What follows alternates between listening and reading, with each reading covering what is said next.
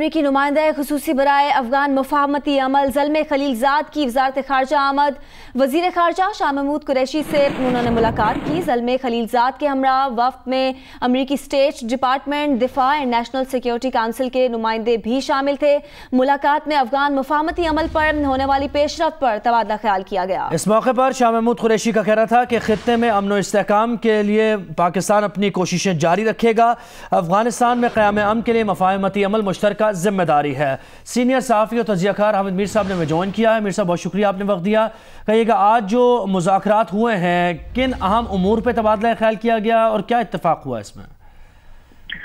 देखिए, ज़ल्मे खलीलजाद साहब का जो इस जी एक बार फिर रब्ता करने की कोशिश करेंगे। हामिद मीर साहब हमारे साथ है, अमरीकी नुमाइंदा खुसूसी बराए अफगान मुफाहमती अमल।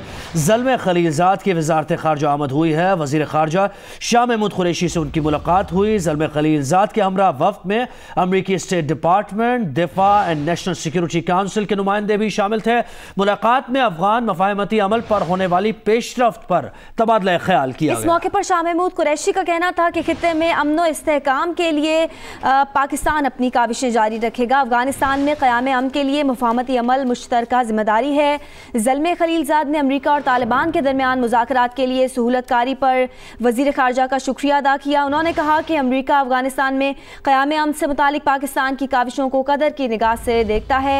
मनसब संभालने के बाद अमरीकी नुमाइंदे ज़ल्मे खलीलजाद का ये खित्ते का 5वां दौरा है। आपको अपडेट कर रहे हैं। अमरीकी नुमाइंदा खुसूसी बराए अफगान मुफाहमती अमल ज़ल्मे खलीलजाद वज़ारत खारजा वो आ जाए। मीर साहब एक बार फिर हमारे साथ आ गए हैं। मीर साहब, आप कंटिन्यू कीजिएगा।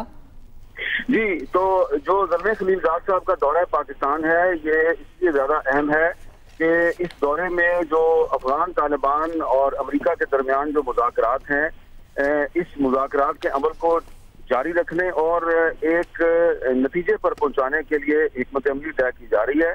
जो पिछले मुज़ाकरात थे वो यूएई में हुए थे और उसमें यूएई के अलावा सऊदी अरब और पाकिस्तान और अमेरिका के अलावा कुछ दीगर ममालिक के नुमाइंदे भी शामिल थे। लेकिन आप जानते हैं कि जो अफगान तालिबान है, इनका पिछले 8-9 साल से एक सियासी दफ्तर कतर में कायम है।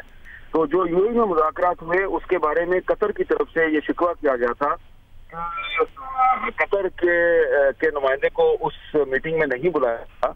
तो अब ये फैसला किया गया है कि जो अगले मुज़ाकरात का जो भी राउंड होगा वो ना यूएई में होगा, ना सऊदी अरब में होगा, बल्कि वो पाकिस्तान में होगा और उसमें कतर को भी शिरकत की दावत दी जाएगी। ये एक इंतहाई अहम बात है।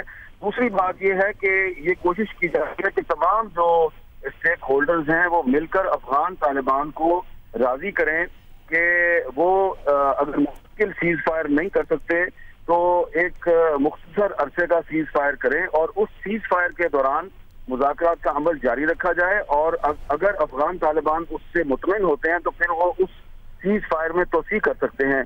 तो ये एक ऐसा नुक्ता है जिससे जी बहुत शुक्रिया। हामिद मीर साहब हमारे साथ है और ये जो मुलाकात हुई है दफ्तर खारजा में, इसके तनाजुर में अपना तज्जिया पेश कर रहे थे। मीर साहब से रब्ता एक बार फिर हमारा मुनक़ता हुआ है। इसी तमाम तर सूरत हाल पर अपना तज्जिया दे रहे थे।